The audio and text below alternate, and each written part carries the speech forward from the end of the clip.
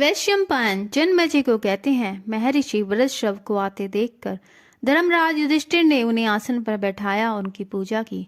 उनके विश्राम कर लेने पर युधिष्ठिर उनसे अपना वृत्तांत कहने लगे। उन्होंने कहा कि महाराज, कौरवों ने छल कपट से जुआ खेल के मेरा सर्वस्व छीन लिया है। महर्षि वृषभ ने कहा, आपका ये कहना ठीक नहीं है कि मुझसे दुखी राजा और कोई नहीं हुआ। महर्षि वृषभ ने कहा, मैं तुमसे भी अधिक दुखी और मंदभाग्य राजा का वृत्तांत जानता हूँ। तुम्हारी इच्छा हो तो मैं सुनाऊं। धर्मराज युधिष्ठिर के आग्रह करने पर महर्षि वृषभ ने कहना प्रारंभ किया। विदर्भ देश में भीमक नाम के एक राजा राज्य करते थे। राजा भीमक ने दमन ऋषि को प्रसन्न करके उनके वरदान से 4 संतानें प्राप्त की थी। उनमें 3 पुत्र और 1 कन्या थी। पुत्रों के नाम दम, दांत और दमन और पुत्री का नाम दमयंती था। दमयंती लक्ष्मी के समान रूपवती थी। उन्हीं दिनों निषद देश में वीरसेन के पुत्र नल राज्य करते थे। वे बड़े ही गुणवान, सत्यवादी तथा ब्राह्मण भक्त थे। निषद देश से जो लोग विदर्भ देश में आते थे वे महाराज नल के गुणों की प्रशंसा करते थे।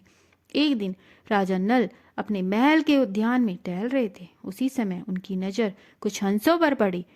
उसमें से उन्होंने एक हंस को पकड़ लिया जो बहुत ही सुंदर था। हंस ने कहा, हे राजन, अगर आप मुझे छोड़ दें तो हम लोग दमयंती के पास जाकर आपके गुणों का ऐसा वर्णन करेंगे कि वह आपको अवश्य चुन लेगी। राजा नल ने पहले ही दमयंती के रूप की चर्चा अपने दरबारियों से सुन रखी थी और मन ही मन दमयंती को पाने की चाहत रखते थे। नल ने हंस को छोड़ दिया।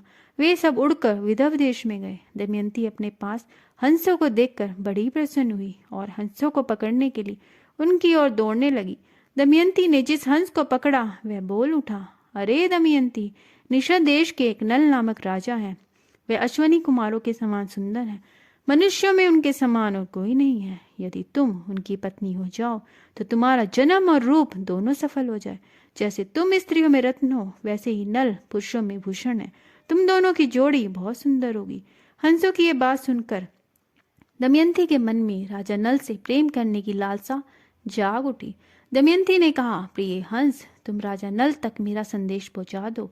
फिर हंस ने लौटकर राजा नल को दमयंती का संदेश दिया। इधर दमयंती रात दिन राजा नल का ध्यान करती और उनसे मिलने को व्याकुल हो रही थी। राजा नल की याद में दमयंती का शरीर धूमिल और दुबला होता गया। जब ये बात सहेलियों को पता लगी तो सहेलियों ने सारी बात राजा को बताई, परंतु राजा दमयंती की सहेलियों की बात समझ न पाए। दमयंती के पिता ने सोचा, मेरी पुत्री विवाह योग्य हो गई है, इसलिए इसका स्वयंवर कर देना चाहिए। दमयंती का स्वयंवर हुआ। इसमें न केवल धरती के राजा बल्कि देवता भी आए। नल भी स्वयंवर में जा रहा था। देवताओं ने उसे रोककर कहा कि स्वयंवर में ना जाए। उन्हें यह बात पहले से पता थी कि दमयंती नल को ही चुनेगी। सभी देवताओं ने भी नल का रूप धर लिया। स्वयंवर में एक साथ कई नल खड़े थे। सभी परेशान थे, असली नल कौन होगा। लेकिन दमयंती जरा भी विचलित नहीं हुई। अंत में दमयंती ने निश्चय किया कि इस समस्या से बाहर निकलने के लिए वो देवताओं से सहायता मांगेगी। फिर उसने अपने हाथ जोड़कर देवताओं की स्तुति की। हे देवताओं, हंसों के मुंह से राजा नल का वर्णन सुनकर मैंने उन्हें पति के रूप में वर्ण कर लिया है और उसी को पाने के लिए मैंने ये स्तुति शुरू की है। कृपया कर आप लोग अपने साक्षात रूप में प्रकट हो जाएं, जिससे मैं राजा नल को पहचान सकूं। दमयंती के दृढ़ निश्चय को देखकर देवताओं ने उसे ऐसी शक्ति दी कि वह देवता और मनुष्य में अंतर कर सके। तत्पश्चात दमयंती ने राजा नल के गले में माला डाल दी और उसे वरण कर लिया।